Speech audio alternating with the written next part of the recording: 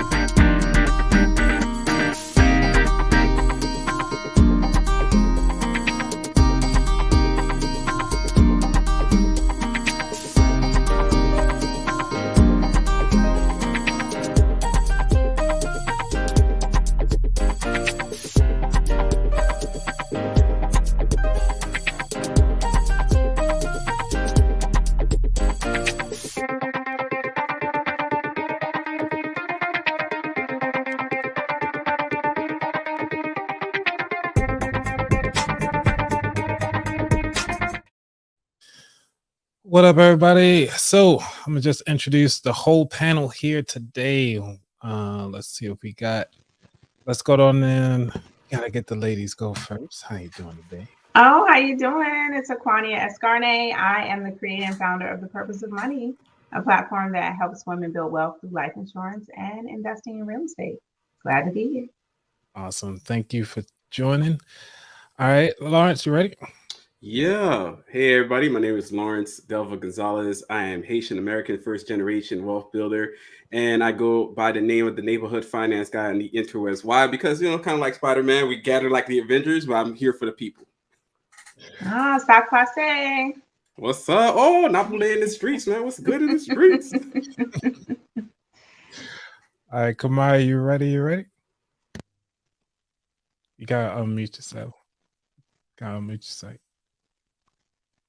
He's still not unmuting himself. He's not unmuted. He's just going in. He's just going No, in. he's going in.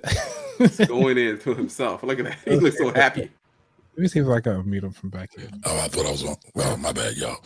Good evening, everybody. Kamari Yellows here. Many know me as the Finance Rebel, founder of the Philly Tax Team. Over 30 years of tax and financial industry experience. And now I am the chief tax problem solver, and that's all I do. And I gather online sometimes with Anthony and Lawerence, and now Acquania too. So it's going to be a good night. Awesome. So I put this this question up because a lot of the times in the chat, y'all were just going in about life insurance, and I was like, okay, what's the deal with this life insurance that is the problem? Is it the whole life insurance? Is it the tactics about life insurance? Like what is it? What's the whole big gimmick? What's the deal? I think you got to frame that. You got to give the question context, because what happened was. What happened? Oh man, I'm trying to think who asked the question. Somebody was asking a question about ideas for helping their children to accumulate wealth, and so they said outside of 529s, and I said cool. I said stocks. I said something else, and then I said cash value life insurance. And then out of nowhere, Lawerence comes in and he swoops down and he starts swinging on me. And he was like, it doesn't make sense. It doesn't make sense. But to be fair, right, when the question was asked, I thought it was just like for parents. This was more of a rich auntie type thing. And she was asked, I can't think of who asked that question. She was basically asking what she could do for her nieces and nephews. So I just thought it was, I have kids. I'm thinking about getting them things for wealth building purposes. Stocks are cool. 529s are cool. Roth IRAs are cool for custodial purposes. But I said, again, cash value life insurance, because it is a very powerful tool that a lot of us don't think about. And then, like I said, me and Lawerence went back and forth. But I expect that from Lawerence. It's all love, because he is a thinker. I'm a thinker. We're both accountants. So it's two accountants going back and forth. So it was all love to me. Yeah, small little details in the fine print. I think just to rip the band-aids, because I know this guy, I don't think he has any ill will by it. I literally crack jokes in that the group chat. It's just, for me, it's for fun. Then you kind of get the back and forth and somebody get emotional. We're like, oh, you got really mad at me. It's like, okay, now I have to get mad at you. No, not you, but other people might get like really riled up. I'm like, okay, now I have to take this seriously.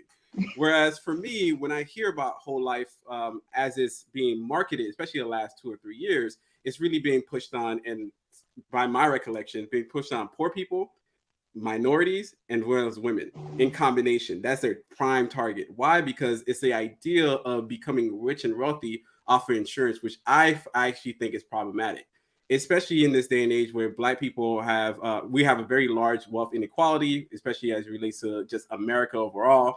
I think there's a lot of things we can do to really push ourselves in a positive direction. I don't think whole life insurance needs to be it. Why? Primarily because it's super expensive.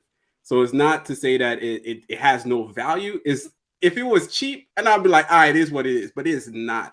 9 times out of 10, it's like 8 times more than term life insurance, which is insane.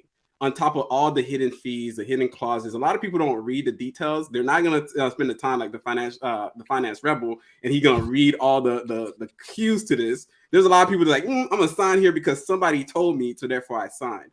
And on top of that, they might be spending as much as $500 per month or even $700 a month on this insurance product. And in the end of the day, it's not growing as fast as it could have been growing if they'd done other things. And that's my whole statement that was kind of quipping on the jokes there and that people got mad at. So I agree that it's not for everyone. I'm a life insurance producer, and I definitely present all of the options to my prospective clients because I know that permanent insurance is not for everyone, and you really need to understand how it fits in your overall plan. But I definitely believe that life insurance in general should be a part of everyone's plan, in addition to saving for retirement with their employer, saving for retirement for themselves if they're self-employed, investing in the stock market outside of work. But never would I pitch to someone, if you do nothing, only do this, because it's not, life insurance is not a strategy that you should do in isolation. You should always be thinking about the bigger picture. And I think that a lot of people fail to look at the bigger picture, and they only focus on, at this moment in time, this is what I need to do. And I feel like we really need to just educate about the importance of life insurance and what it can do for you. It is one of the only tax-free vehicles that you can give to your family in the event of your passing. Roth IRAs are great, but they do have income limitations unless you're able to do the backdoor strategy, and not everybody even understands how to do that. So when you think about how do I leave a legacy and help my family potentially avoid taxes when I do this, life insurance is a great way to make that happen. And I also feel like I tell a lot of people, get term if that's within your budget and what you need right now and it fits your circumstances, but get a convertible term policy. So when you do get to a point where you're like, I want to be able to leave something and this policy is going to expire at some point, and I don't want to renew it when I'm so old or my health makes me uninsurable, then you have the option to turn it into a permanent policy if you want to. But then again, that should be a conversation you have with your life insurance producer or your financial advisor, and it should be a part of that annual checkup, right? So it's not like you're only getting life insurance and then you're just going to whittle your money away, paying for this policy and not doing anything else to save for your future. That's just my opinion. I mean, that's a good way to start off this show because, a lot of a lot of people are coming in right now and just be like, I just heard about life insurance and they don't know where to go. And obviously, getting in the situation or getting inside some type of financial situation, they don't know what the exit plan is, and they just hear it on social media and they just think it's the new hot item. So coming in fresh into this market, and that's the reason why I think this is a great conversation to have about the different types of policies and also what are the implications of getting one. So say if they were to inherit a life insurance policy, is it immediately taxed, or is it like, how do they file their taxes? Like what is the next step at that point? No, I think, well, I'll let the tax experts weigh in too, but that's the biggest benefit to life insurance is that it's not taxable. So if you get $1 million policy and you've paid for it, and then the next day you die, the company writes $1 million check to your family. Uncle Sam doesn't get any of that million. And technically your family's not required to pay any of your, it depends on your state and what type of credit you leave behind or debt you leave behind, but that's their money, right? And so that's the money that's meant to provide financially for your family. So if you still want them to maintain a lifestyle you work so hard to create, they'll have the income to pay the mortgage, to put the kids through college, to continue to feed themselves, and most importantly, not have the stress of going immediately back to work after losing a major family member. And most people ignore that freedom that when you don't have to worry about money, you have the room to grieve and you have the ability to still pay your bills and process the loss of a major family member. And that is invaluable. And I think that's what people don't understand. And I also think the other mistake we make is we only rely on our employers to provide for our families by only having life insurance through our jobs. And that's a risky business because employers can decide at any point what benefits they want to take away or what benefits they want to offer. I had a client who never had insurance outside of work, left her job, and she is the six-figure earner for her family member. There was only one working parent in the household. And her new job was like, we don't give life insurance until you've been on a job for 90 days. That's a huge risk to put your family in. 90 days of potentially leaving yourself at risk of dying by accident or whatever. And now they don't have any income because you're the only breadwinner. So we got her, a term policy to make sure she's okay. And she waited until the job benefits kicked in and then decided, like, I'm not going to cancel this policy because I get what you're saying. Like, I can have the freedom to change jobs and not have to worry about a life insurance policy through my employer to provide for my family. All right, cool. Before we get that next comment, I gotta give gotta get the flames for this one. Keep the content going. We'll sure will. So let's go. Shout out to JT Coins. Yes. Anybody want to piggyback off that? Yeah, I'll jump in there. I think part of the problem that I have with how it's pitched is always in the term of fear of, hey, you know what? You're going to die. I'm like, we all going to die, guys. It's okay. Let's make peace with that. It's okay to kind of relax off of that idea. Or 90 days. Oh, 90 days. I need to be fearful. Like, you've been around for more than 90 days. You'll likely be all right. I think there's a lot to say about how we pivot and market this stuff and how we kind of like etch it on the fears of people and what they have in the back of their minds, and this is how we sell it, right? And I think that's what my biggest problem. On top of that, when we say something like it's tax-free, well, technically, you took after-tax money that you got from your paycheck and you put it into this thing. So you already paid some taxes off of it. And no matter what shape, form that you think you didn't do it, but there's always a form of time that you're paying taxes. But that's just me. That's me doing like light work of tax understanding, because I study taxation. I'm like, I know exactly how the money goes. The money went from and you already paid taxes, so it's not tax free. But what you pay for life insurance is never equates to what is paid out, or at least the policies that I promote, right? Like, the whole point is to buy wealth before you may even potentially have it. So I'm 25 years old, I'm healthy, $1 million policy is probably going to cost me less than $50 a month. And if I pass away at 30 something, $1 million comes to my family. I didn't pay $1 million for that policy.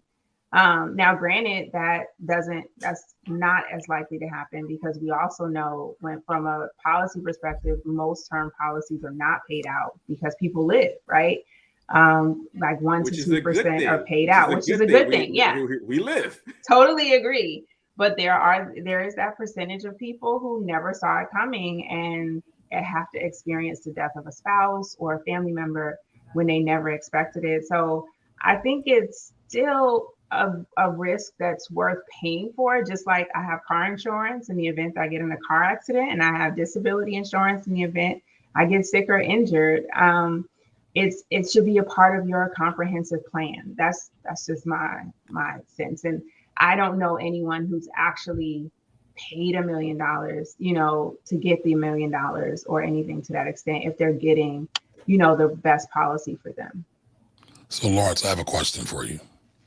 You're an accountant. That's check one. Most accountants don't like life insurance at all. Correct, right? Is that fair to say? You on mute, brother. You on mute. Yeah, I'm on this mute button. Everybody likes the mute button. I don't know what's there. It's not like we don't like life insurance. It's like we're No, you gotta answer the question though. No. I can't speak for all accountants out there in these I'm streets. speaking Like, you. Yeah, I'm speaking me. I don't think I don't like it. I say I have life insurance with my job, and I'm personally happy with that for right now. I don't have any children right now, so I don't have the pressing need to do so. And I'm also investing my money in a way that's creating more wealth down the line. So I do have a financial plan that covers that. I think most of the time it's positioned as if this is the only thing you should do. Or at least some people, they internalize it like that. I have to do this and that's it alone. And that's problematic to me. No, I got it. But here is, and I want to say this delicately, and I know I can talk to Lawerence. He's not thin-skinned. I'm an accountant and I've been a financial advisor, and I can do both, right? What most accountants don't understand is the loss of life and the loss of income and the emotions that go on all around that. So first and foremost, what is life insurance for? Life insurance primarily is for replacement of income. So somebody got kids, right? So if we can't make it back home to take care of those babies might wind up on a pole. They might wind up in. Like, really? It's virtual. Really? OnlyFans. Everywhere else. We're virtual, man. Listen, Like they went from school to the pole. They no like that. Just like that. I'm gonna be honest, right? A lot of women wind up in very vulnerable, precarious positions when they don't have financial backings when their loved ones go away, right? We are having real talk here, right? So first and foremost, it's for income replacement. There's various ways to do it. There's permanent ways to do it, and there's temporary ways to do it. And so each one of those types of life insurances has specific needs for or specific applications for a person's needs. And so every situation is going to be different. That's why I always say personal finance is personal. I could rattle off 20 different scenarios where a person should get cash value life insurance. Lawerence, from the way you talk and what you share, you actually might be a good candidate for cash value life insurance. I don't need it. No. You don't even know you don't need it because you haven't fully explored it. But I explored it. It's a lot of money. I can make better decisions. No, because when we talk about asset allocation, right? You understand asset allocation. There is always a place for a guaranteed piece of money. And what does whole life cash value life insurance do? It gives you a guaranteed piece of money that's growing tax-free, and you can pull it out tax-free, and you can take loans from it tax-free when you do it properly. But again, it's all situational. And so I'm just saying, here's the other point. Every life insurance company is not the same. Facts. And so when you go and you look at these policies, some of these policies, to your point, Lawerence, because I feel you, some people get sold policies that they should not have. Like, for example, I hate infinite banking when sold in the Black community. a lot of times they pick on women, CNAs that don't have great income, but they sell them on this idea that they should get it. And sure, it works good for some people, but not low income to moderate income people a lot of times, especially those who don't have a cash reserve. So on the flip side of that, though, there are some great, I'm a little rusty, y'all. There are some great mutual companies that pay a great dividend. They don't have a whole lot of fees. They're not drowning in surrender fees, and can be really, really valuable to your overall financial portfolio. So I would just say, Lawerence, you should dig a little bit deeper on that. Oh, I dug. Accountant to accountant. I dug before this conversation, and I didn't like what I saw when I dug. As an auditor, this is my day-to-day job. I am an auditor, so I like the data, I like the numbers, I like the information. When I read the information to see what it is, at least what's available, which is part of the problem too. Majority of this information is so nebulous, it's not really being shared. It's like, hey, you're gonna die, get this cash value, but the cash value grows around like maybe 2 to 3%. Literally 2 to 3%. I could do better. Hey, unless you show me the data here, all hearsay. There are definitely my policies, because I have my own. But even COVID, before COVID, 11.5%, and in COVID, 10%. So there, of course, we do have illustrations that will present the worst case scenario. IUL, which is a part of the conversation, right? The IUL conversation. There is also a cap. So that's also wild to me. Like, so there's a cap within the IUL. Basically, if the S&P 500 was up 20%, the cap is at 10%. That's problematic for me. I like the extra 10. I like 20%. I like to ride the wave. When the S&P was 30%, I kind of want to have the 30%. But if you just capped at 10, I don't like it. I guess they also sell the idea that there's a floor. The floor is zero. That's not IUL, though. But I'm just saying, this is what I've read and researched, and that's why I found out there's a cap. And she just even agreed that there is a cap somewhere. Some companies have a max, and they do have the 0% floor. But I feel like that's why I emphasize, this is not your only plan. Don't put all your money in life insurance. Don't put all your money in the stock market. Don't put all your money under your mattress. Like, you have to have a balance. And I feel like, at least the way I use it in my personal strategy, it is the tax-free money that I have access to. It's building at a 10% or higher right now return. And it is in addition to my more volatile stock market money, right? Like, I'm making sure that I'm taking advantage of that option to get that 20% return on the stock market. But I also have this bucket of money that it's not as volatile as the stock market. It still gets a return every year. It's growing. I'm paying for it. I'm minding my business, right?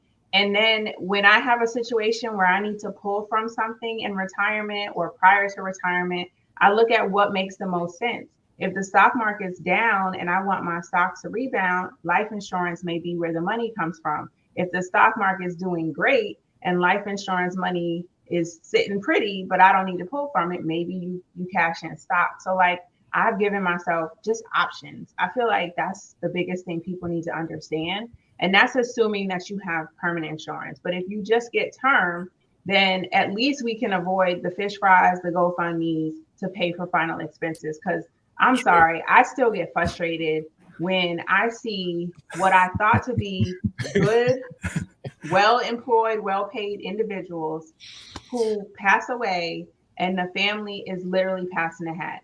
And it doesn't make sense to me. And I hate to say it's not just in Black communities, because I worked for the government for 15 years and I had a government employee pass away and they were passing the hat. And I was stunned. I was literally like, what's going on here?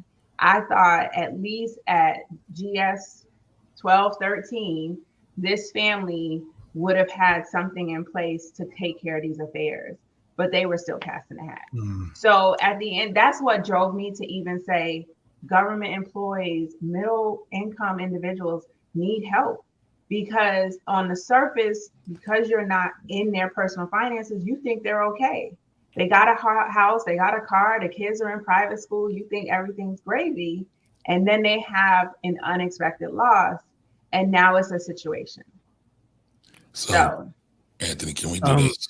Can we do two things? Sorry, it's the host of me. One, Dwayne hasn't introduced himself. Yeah, that's right. And then two, Acquania, can you, because we jumped from term, we talked a little bit about whole life, and then we went to IUL, which I think is crazy. But can you give us a brief overview of all insurance types? Sorry for jumping in, Anthony. I'll let the Dwayne be introduced first before I go Dwayne down. introduced, yeah, my analogy. So hi, Dwayne. Hey, how everybody doing? Thank you for being patient with me. I just got back in from a lengthy softball game, but it was a good one. It's good to be alive. It's good to be talking about life insurance. This is a beautiful day. So I appreciate y'all putting this together and inviting me. But yeah, I'm Dwayne, host of Stocks and Bars. I also do wincrease.com. I have my own YouTube channel with two of them for the podcast, and then the other one for where I talk about stocks. And I am a technical analyst, and all I do is I look at charts and I look at things and see when's the best time to sell, best time to buy, and I help educate people on how to do that for themselves. And then when it comes to life insurance, I got thrown in the bucket by accident because actually my wife's cousin, she was a licensed person to sell it. She gave us our first policy, which was a whole life policy. And that's how I first got started into the game. I didn't pay too much attention to it. And then when time came, I came to understand that I was underinsured, which a lot of people are. And I had a couple of people talk to me, and I still didn't pay that close attention to it. And I ended up getting in some mistakes. And I got into a lot of term life insurance policies that lapsed. Well, not lapsed, but they were getting ready to, and I had to convert them to whole. And that cost was ridiculous. So I ended up learning more and more about it, like I said, by accident. And that's how I got to where I'm at with life insurance. So go ahead. I can go ahead and kick it back off. All right. Before we go ahead. get into it, because it's coming up to the hour, the people that follow me know what a half hour. Not the hour. And the hour already passed. Like, dang. Wow. You got to real late. You're a few rounds, and that's it. I didn't even take my shot yet. So, So right now it's about 30 minutes in, and everybody know that follow me. It's drink time. So what we do during drink time, play some music, we have some drinks, and then we can go down and do some deeper dives into other things. But while we finish our drink, I hear the pouring going. That's great. What we're going to do is go on and have Acquania go ahead on and talk about the different types of life insurances. And then what we can do is start taking some of the questions for the audience. And then we can kind of take it from there. Sounds good? Mm-hmm. Sounds good. I got to get something to drink. We'll see you get back. All right. Let's go.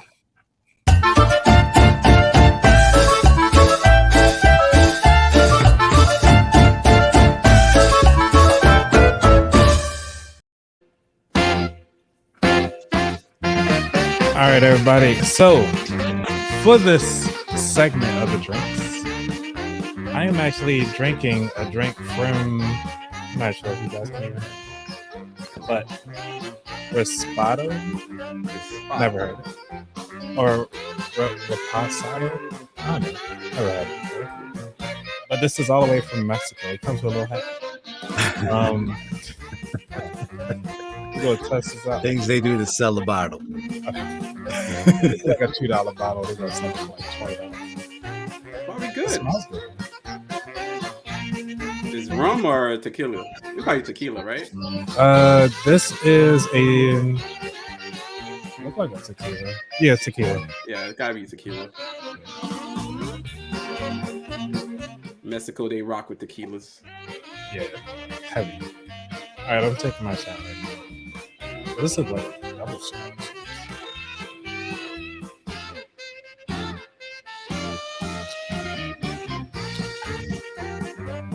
Okay. It's all right. Yeah, it's all right. All right. And put a little hair on the chest a little bit. Let's just need one of those. I take one little bit. All right. Let's see who's still up here. All right, let's see. Give a shout out to everybody that's here. See, to start from the top, we got Don Johnson from the beginning. Says, what up, the people? I would say a Philly guy. So we got Carla. Thank you for stopping by. We got Nia all up in the show. We have Floyd from Highway 54. We got JT Coins. Thank you. We got Atlanta. Hopefully I said that right. But we'll get to your question. Let's see who else we got. We got Still Rocks. All right. We have Nicole in the show. Hey, Jonathan. And we got Northern Bell. All right, we don't need to play it one more time. All right.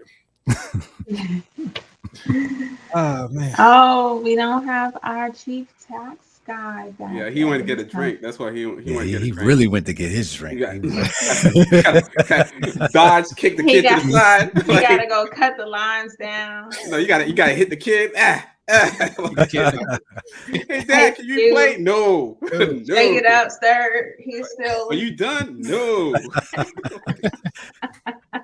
He's on another podcast. No, he's streaming from his other. From his podcast page as well. I'm like, he's a twin. He found himself. How's that work? All right, y'all. So you want me to break it down? You can break it down. This is how I explain life insurance to anybody and everyone, so you can understand it. There are two categories. I know there are a lot of types, but there are two categories that life insurance falls into. Category 1 is term life insurance, and category 2 is permanent life insurance. Term life insurance is temporary. The biggest analogy I can use is think about your apartment lease. You get a contract, you get someplace with that contract for a certain amount of time, and at some point your lease is going to expire. So when it comes to term life insurance, you're either going to have it for 1 year, 5 years, 10 years, 15, 20, 30, and very rarely will you find an 80-year term policy. But at the end of the term, if you have not died, congratulations, you're still living, but nothing's paid out because your contract expires when the term ends. The other option is to get permanent life insurance, which covers you for your entire life. It does not expire, but it is more expensive than term insurance because it is guaranteed to be paid out, and they're charging a premium for that benefit. I do think term life insurance, because it's temporary, is the most cost-effective way to insure yourself. You can get a lot of insurance for less money, but permanent life insurance, although it costs more, does come with other benefits, including the ability to access tax-free money that grows, ability to borrow from it or take permanent withdrawals from it to do other things. And you don't have to worry about expirations. And I know that some permanent policies will come with living benefits as well. So if you have any health issues that come up, you can use your life insurance to sometimes cover those expenses instead of having to liquidate your savings or retirement funds. So that is my quick and dirty, what's the difference? But everybody thinks permanent insurance is all whole life insurance, but whole life is just a version of permanent insurance. It's the oldest one out there, so that's why most people call it that. But in reality, there's index universal life, there's variable life, there's whole life. So I like to tell people they're kind of like cousins. They're all related, but they're not the same. They don't operate the same, but they don't expire, right? And those are the different types on the market that you might see and hear about if you do your research on permanent insurance. So does that cover it? Does that cover the basics without getting into the weeds? Term expires, permanent insurance does not. Term is the cheapest bang for your buck. Permanent insurance costs more. That's it. Love it. I like that wrap up. Yeah. The neighborhood finance guy. I have a question. Yes. Question being, because just out of curiosity, how much money does a insurance seller get in comparison to one or the other? Like, do you guys get more commission off a term, or do you get more commission off the whole life side? So He knows the it answer depends now. on who you work for, right? But it is a percentage-based situation. So my commission percentage is the same, but obviously it's based off of the premium. So you do make more money off of permanent insurance than you do term insurance, but it's for how long, right? Like term clearly is going to expire. So if they only have a 10-year policy, you will potentially get that commission for 10 years and not even at the same level. Some companies will only pay you at the first year at a certain level, and the rest of it is maybe 1%. Other companies may pay at a higher percent the whole time. So yes, mathematically, you make more money off of permanent depending on the cost. Like I've seen permanent policies for $25 a month and $50 a month. There may not be a lot of insurance, but it's still a permanent policy. The percentage I get off a $25 premium is the same on a term policy as a permanent policy. Other question, kind of, actually like to know these numbers because it's really important. When we say like the percentage, what is the percentage you get off of anything? What is the general percentage? So that depends on the company. So because it depends on if you are with a multi-level marketing company, if you're an independent life insurance producer and you have no middle person, you can start at different levels. So I know some companies you might start at a 50% of the commission. Other companies you might get 75%, 80%, 90%. So every company is different. And then whether or not you are independent or captive also can change your commission. So you're talking about 50%, 75% commissions that somebody is basically any insurance seller is incentivized to really sell because there's a big commission to be had for it. That's right? I don't think that's not fair to say because any commission-based person sells, right? I could sell you perfume. I just like to know this information. It's just soft data here. I'm just collecting data in my mind about, this is how much people are getting paid off of these products. Either be 50%, 75%, so on and so forth. There are things now, because before it used to be like that. You get a big upfront. Now a lot of life insurance companies are also smoothing out the commission and spreading it out over time. And so it's a smaller percentage and they get paid every month as opposed to getting 75% or 80% or 50% in that first month. But like 20, they do like 20%, 25 all the way through or something like that. Some percentage, you know what I mean? Yeah, there's a percentage. But I mean, no pharmaceutical companies do the same thing? You sell pharmaceuticals, you get high commission. I just wanted to know that detail. Then you got so we have that. So what portion of the premium is, I guess, do I retain as a client? How much of it is administrative costs? How much of it is commission? How much of it is actually service of the actual life insurance itself? That depends on the company and the product. Yeah. There's the kind of stuff that I don't tend to find. It's kind of hard to get out there. Because it's not consistent. So it's almost like, but I feel like to see an example, because I think that could be really important for anybody making their decision on what they want to buy or not. I'm a big fan of term. I like the idea. It's flat. You're not supposed to depend on term as your final destination point. Of course, you're supposed to be managing your money right and also investing on the sideline to make it happen. But at the same time, I think life is probably where it's supposed to be at, where you have to cover your liabilities, your income, your funeral costs, and maybe even education for the kiddos out there. I think that is probably the best way to do it. But to ideally, when I think about permanent or whatever that side of it is, whole life, IULs, and variable life, all of that, I'm like, it's super expensive, and it does. I look at the numbers, and the numbers don't make a lot of sense to me. So Lawerence, right now you're relatively young, right? So what happens when you get 50, 55, and maybe you know, that boyish figure you have isn't so boyish anymore, and you got diabetes and some blood pressure issues? What happens then? Do you still need life insurance? Do you not need it anymore? What happens then?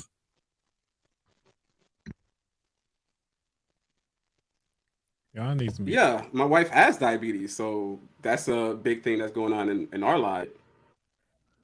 I don't know if my thing back on. We hear you, but my wife does have diabetes. It's a thing, but at the same time, I think it's just a matter of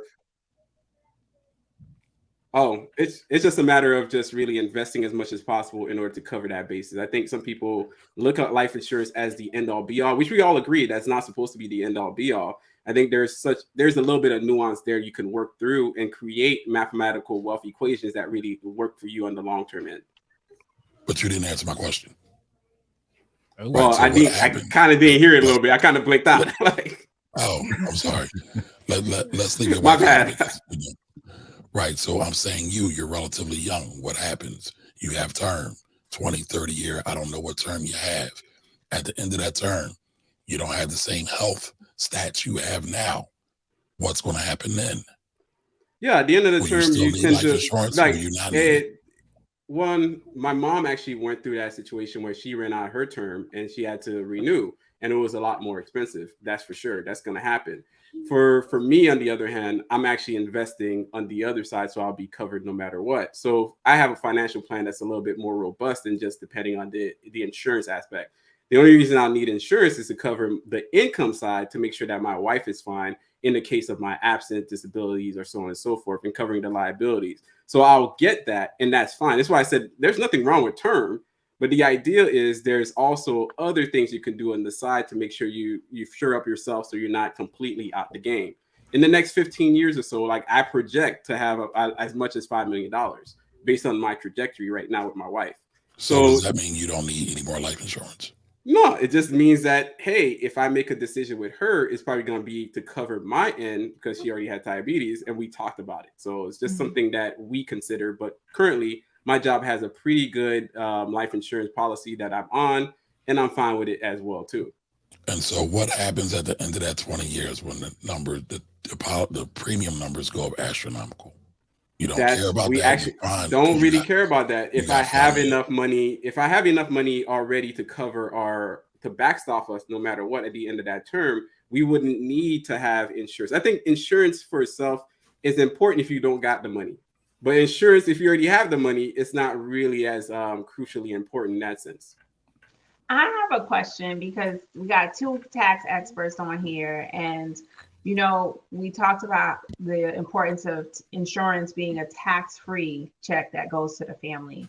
So when it comes to inheritance, right? What do you think is the differences between being able to inherit $1 million tax-free versus inheriting $1 million in stock? Because it's my understanding, because this actually even happened to me, I inherited money from my grandfather, and I love it because every year, it pays out money that I can use to honor him. But then I also get issued the tax form to pay the taxes on that money. And I'm like, thanks, Grandpa. I love you. But I'm just saying, do you even see the value in that, in having a portion of an inheritance that's not taxable compared to a portion of an inheritance that would be taxable? I have both hands up. I see an uber importance of it. Even though with your stocks that you got from your grandfather, there was a step up in basis, meaning that the what you might have paid for it, because this is a complicated topic. I'm trying to convey simple. Okay, make it simple. I'm trying. I'm a 5-year-old. Break it down. So, Grandpa paid $1 for the stock, but when you get it right, and so when Grandpa paid $1 for the stock, it goes up to 10. He pays tax on $9, right? That's the profits. Now, when Acquania gets it, when it's $10, but Grandpa only paid $1 for it, she doesn't pay any tax on it in that way. Now, you cashing it out and getting money every year is a different scenario. But I think they're both powerful. But if we're looking apples to apples in terms of pulling money out, I would give it to life insurance all day long. Because here's the thing. You put money, going back to Lawerence's point when he said it's still taxable, right? When you put money into a life insurance policy, a permanent cash value life insurance policy, it grows tax-free. So the dividends that accumulate in there grows tax-free, or any interest that grows, that accumulates in there grows tax-free. However, if you just took that money out and you paid out of your paycheck, whatever dividends you got in your personal account, you're paying tax on. Whatever interest you got in your personal account, you're paying taxes on. So there's a great value to cash value life insurance that I don't know if we're really being honest about the numbers and the taxability of it and the benefit of it all. And I will say this, right? Lawerence talked about the pushy sales nature of life insurance. That's a thing. Yep. Honest, I have a love-hate relationship with the financial services industry for a myriad of reasons. That's one of the reasons. But I'm going to say this. Life insurance has to be sold. Most people will not buy life insurance vicariously on their own. They just won't. And what happens is, won't push a little harder. I'm not saying do anything scammy or anything untoward. I'm talking about really laying it out, because I've seen it where people don't have life insurance, but I've also seen it when they do. But you have those experiences, you're like, yo, dude, you really need life insurance, because it's not just about you. It's about your loved ones. It's about the next generation. It's about not being a burden to your overextended family. There's so many things that compound up in that decision. It's very imperative to make. So I do have one thing, because I do want Dwayne to kind of explain a little bit more, because he talked about getting shafted on both ends of the term, the split over to a whole, and then the financial piece on doing that switch. So can you just kind of do a quick deep dive into that? Like Can I jump in real quick just to cut you off, because I just got triggered. Okay. Because also, Lawerence, I'm sorry, but this is important. Lawerence, you're factoring also that you will be insurable when you get older. And that's not always the case. That's correct. Yeah. But I'll just leave it there. I never responded back to that, but it's cool. That's what he asked twice, though. That's why I let it. He asked twice. He said, "So you didn't answer my question." I did. We gave you a pass the first time because you didn't hear it, right? No, I've been on answer the question. First, like even your current question about the tax implication, the way that your grandfather passed away, you know, he live in glory. There's ways that you can actually done his trust or live in wills, things like that, or even take out even dividends that could actually lower your the taxable aspect of it as well. So there's ways you can actually maneuver money in order for you not to pay as much in taxes. It just comes down to, do we know how to do it? Do we not? It gets really complicated. It gets really into the weeds. And I had to actually look at these things to explain to you which one is which and which one is a good decision to do. So there's a lot to be said about it. I think we oversell the idea of insurance as the end all be all, where I could tell you that even down the line, if I structure my personal finance in a way that makes sense, then I wouldn't need the cash value of $250,000. I wouldn't need the cash value of $500,000. I wouldn't need a cash value of $1 million because I already have it.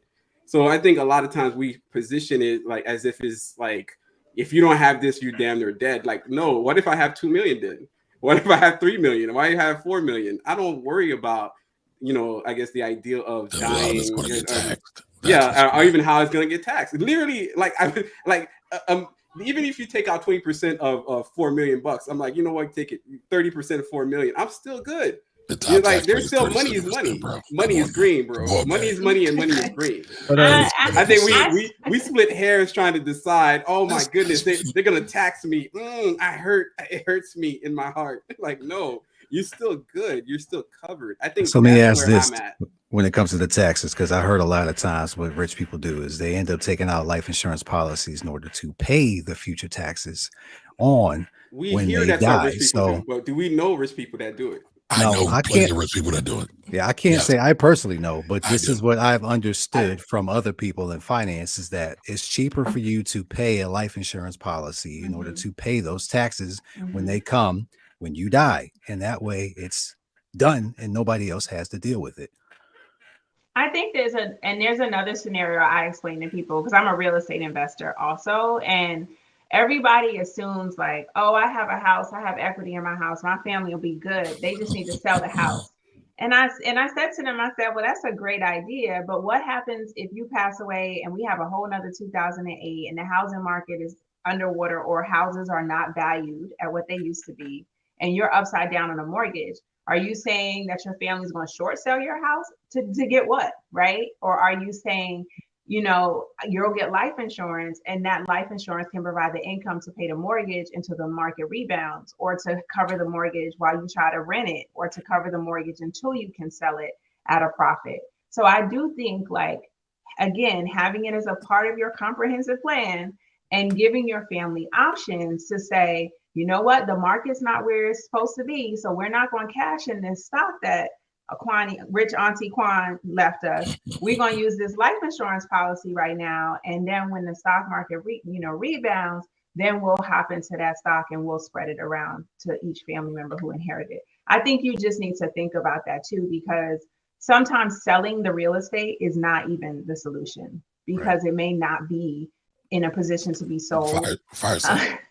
You know, So, and I know that because I've purchased literally from estate sales. Like, oh, you're a motivated seller because the family wanted cash fast, and they didn't want to hold on to that house that dad had for 20 years. Literally, my first rental was purchased from an 80-year-old who passed away, or the family members of an 80-year-old guy who passed away. He kept the house in great condition for the last 20 years, and they needed cash.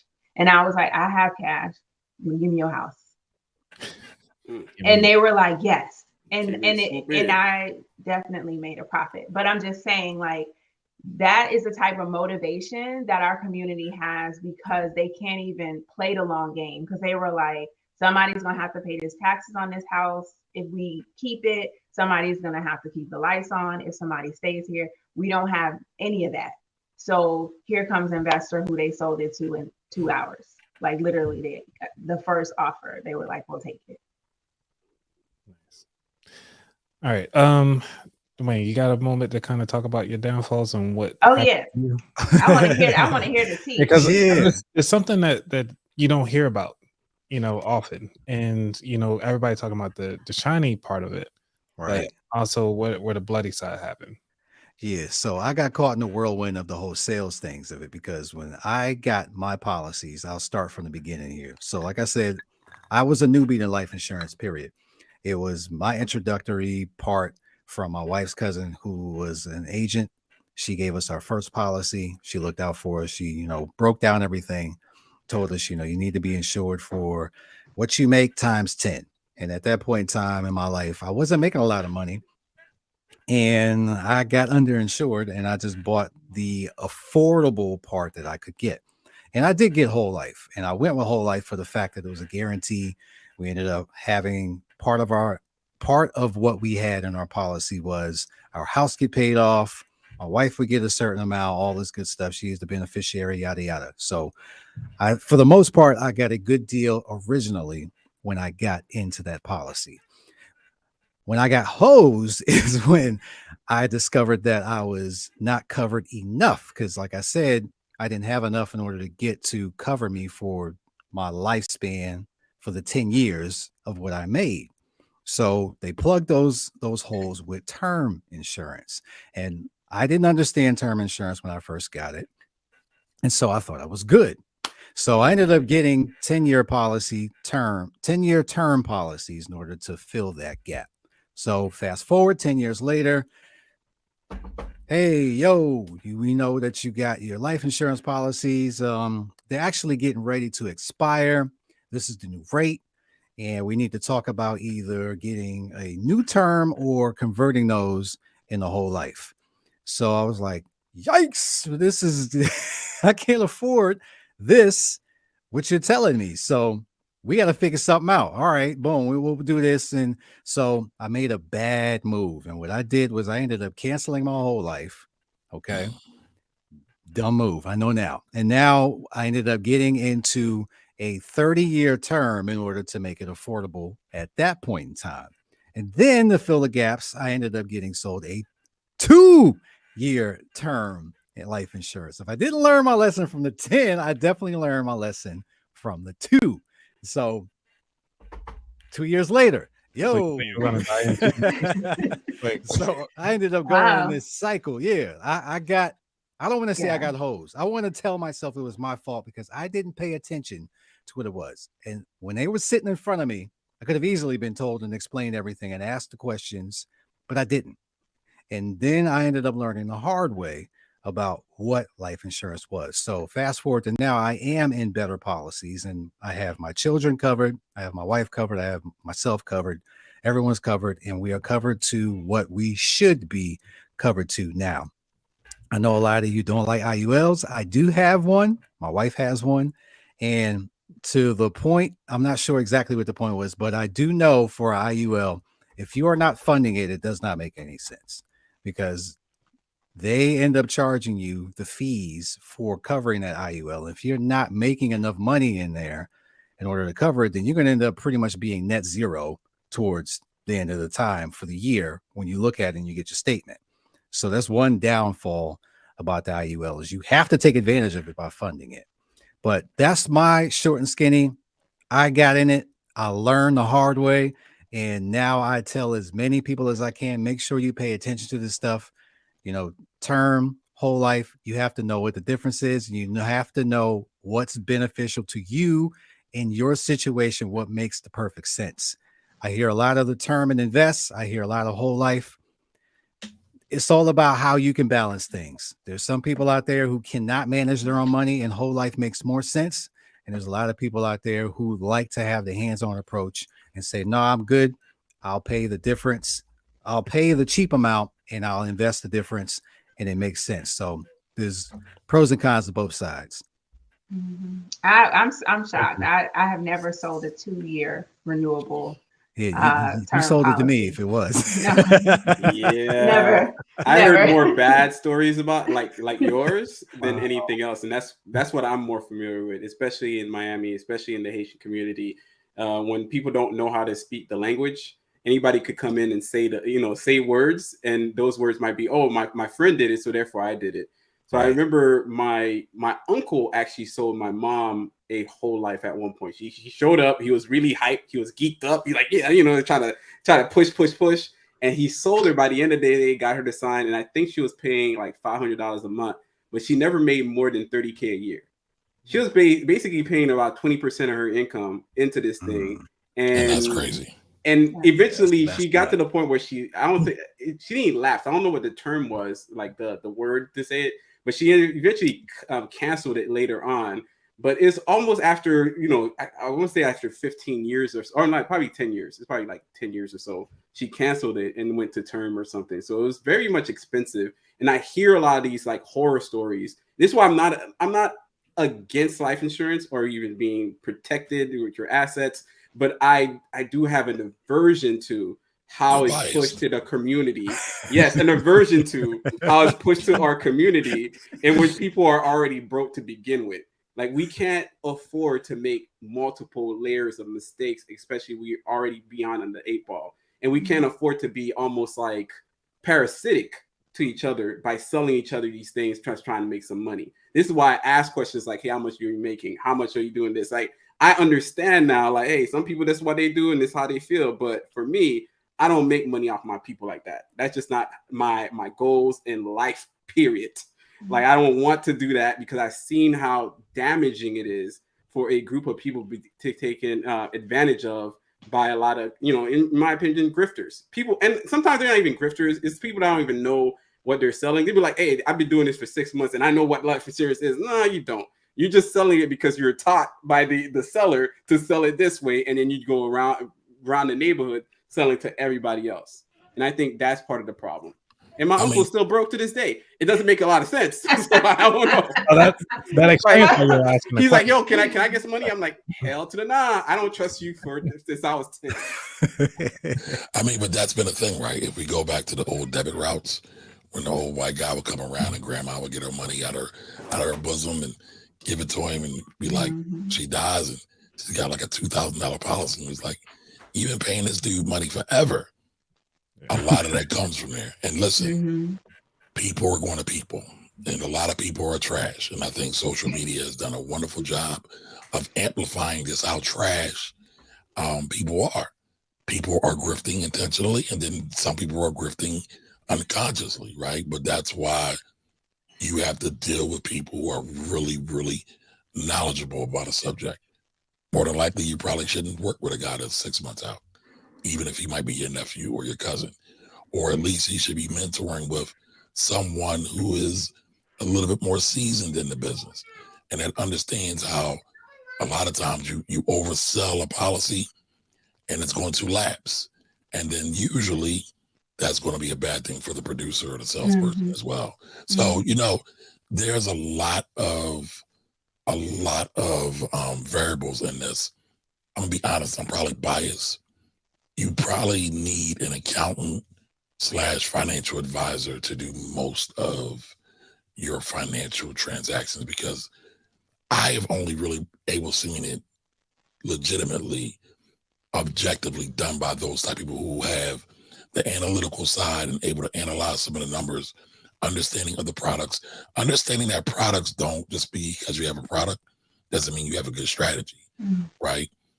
And then having someone who also knows how to understand finance in its totality.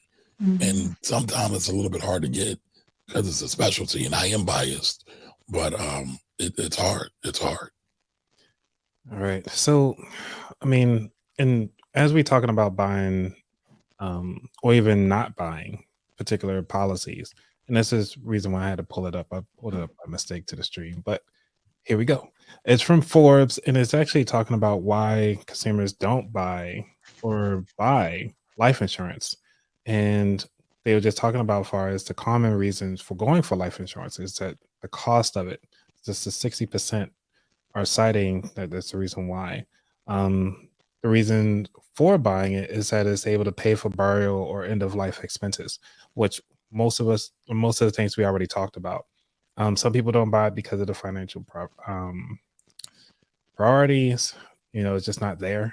And how do you convince somebody that's not, readily to say like, hey, I got food to put on the table versus a life insurance? I'm not thinking about it. I've had those questions and comments come up. But also some people just like it because it supplements the loss of income. And everybody waiting on the tail end of it, which is that, most of us die. And that's one of the reasons why, well, actually all of us die eventually. Like, that's an indisputable fact. Let's go. Listen, I'm immortal. It's gonna happen. I'm He knows immortal. something. Hey, start selling the blueprint, man. Blueprint. Mastermind. I was like, hey, I know how to cheat that. Mastermind. Like, I'm not going to say for the people that, ran away and in a submarine and went inside an under bunker or whatever. That's a whole nother thing. But for us also thinking about the next generation, and these are the things that we already talked about in this particular show. And I just want people to think about that when they start thinking about their life insurance. But I do want to take a moment to just get to the audience right quick, because we're going to take some of these questions and comments. And I saw some really good ones out there. A lot of them. Yeah. Really good comments. So I'm going to take it back. Still rocks 33. Go get your license back. Yeah, that's what I was thinking. Yeah, we need more ethical people out there. Yeah. So it said, when I purchased my life insurance, this is by Nicole, I thought about the loss of income my spouse would incur along with the funeral expenses, what we just covered, which Forbes said the reason why people get it. Let's see. We got Northern Bell. We're talking about getting that new exam. Even if you're healthy, for your eye, Age. for your age. Kamari, I'm doing like how you did yesterday. It's hard, man. It's tequila, man. I'm telling you. But, even with your what? I don't know. With the older you are, the more expensive life insurance is going to be. Even if you're healthy, is the Right. sentiment of this comment, which is true. But I also want to kind of put out there, like, not all life insurance companies require an exam. Some of them will use your background medical history to make a decision, and they'll use LexisNexis and other platforms to look at your risk factors, i.e. your speeding tickets and how you live your life. So it is possible, but yeah, your health is always going to matter. Okay. The only time it doesn't matter is if you have a convertible term policy where they grandfather you into the health class that you got when you got the term policy, and then your health, whatever health you have, they don't And when you're also a baby. And yes, Yeah.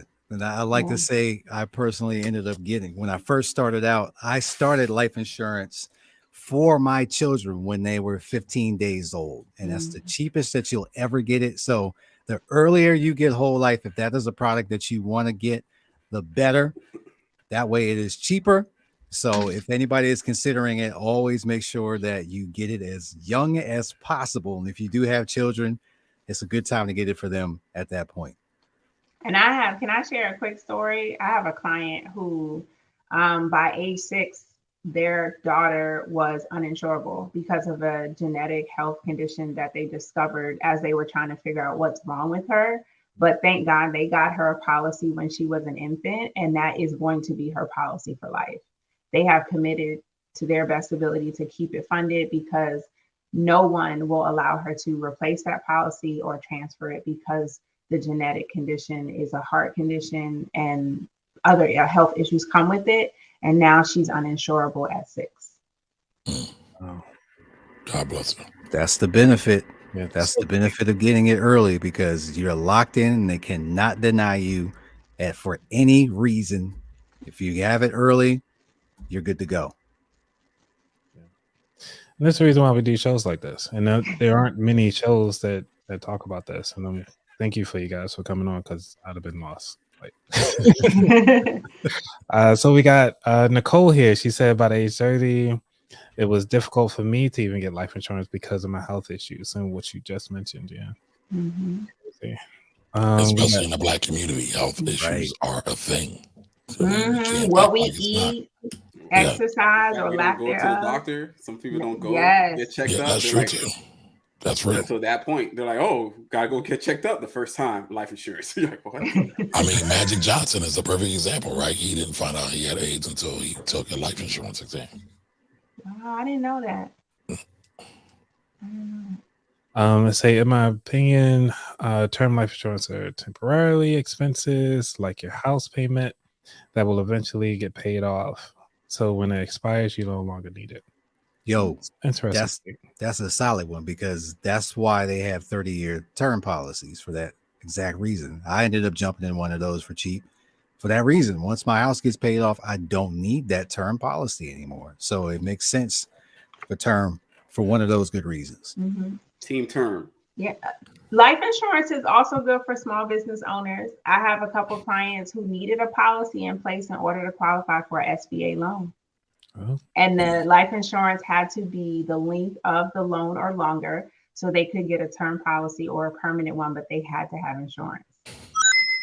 Yeah, I get that. You know, that joint.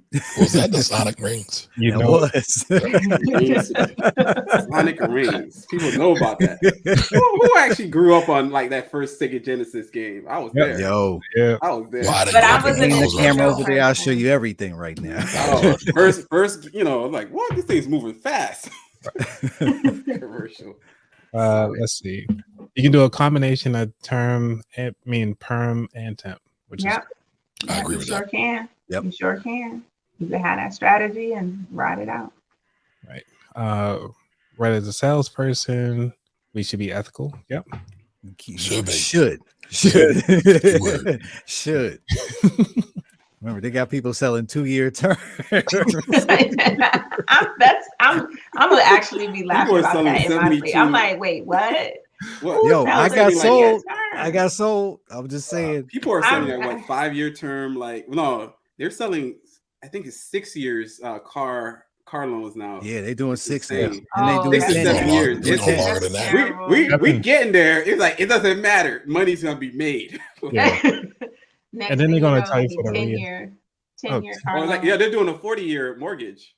Yep. I heard. So they doing that's 40 not. year. It's not exactly a 40-year mortgage. Okay, so They're getting it. I'm They're not gonna in push. the They're mortgage. gonna push. I'm They're not gonna in the push. mortgage space, but I work with somebody who sold mortgages for 30 years, and there's not really a such thing as a 40-year mortgage. It's actually someone who has an existing 30-year mortgage, then and they due to their redo it. financial situation, needs to basically amend that mortgage, and then they give them an additional 10 years. But you can't actually apply for a 40-year mortgage. That's not a real thing. A lot of people are gonna get into that situation. You're right. A lot of people I know that literally they still have $100,000 worth on their homes, even though they had it for like 30 years.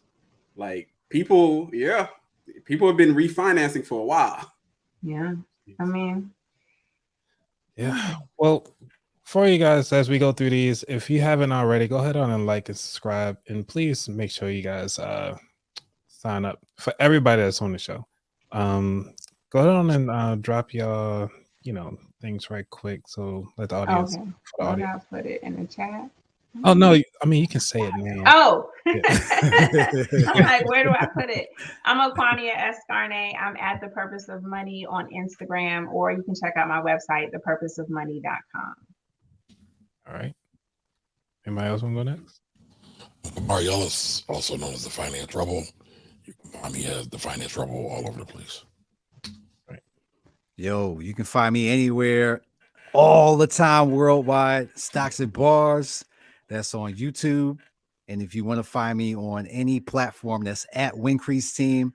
That's I don't want to spell it, but just at Wincrease Team. Make sure you go to Instagram, YouTube, wherever, and you'll find me.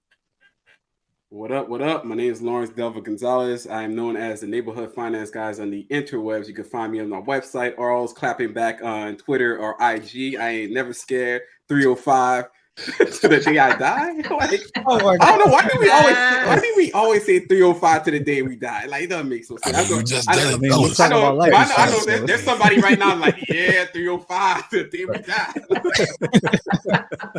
Let's get this life insurance, guys. Like, we keep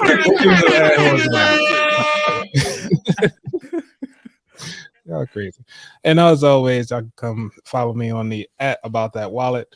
Trying to get to that $1,000 subscribers by October or by the end of the year. Right. We all want to try to get to that 1,000, man. That drink kicking in heavy at the end of this show. Ooh-wee. Uh, Oh, Yeah, no. You should reconsider. right. Should you have the segment halfway through? All right, you guys, it's been fun. I think everybody else was just kind of talking about the loan modifications and so forth, about the different policies. But ultimately, everybody here, I want to just say thank you for coming through, because I know it's like really last minute putting this together, and I can't thank you enough. You guys have always been there through and through, and I'll continue to support you guys any way I can and help in this financial space. So I just want to say thank you. Thank you. You're welcome. Thank you. Thank you for having us. Cool. So with that, we're going to do some outro music, and we're going to roll up out of here. All right, everybody. I'm going to give y'all some time back. I know it's about the end of the day, but make sure y'all share, subscribe, like, and all that fun stuff. We out of here. All right. Peace. See you guys.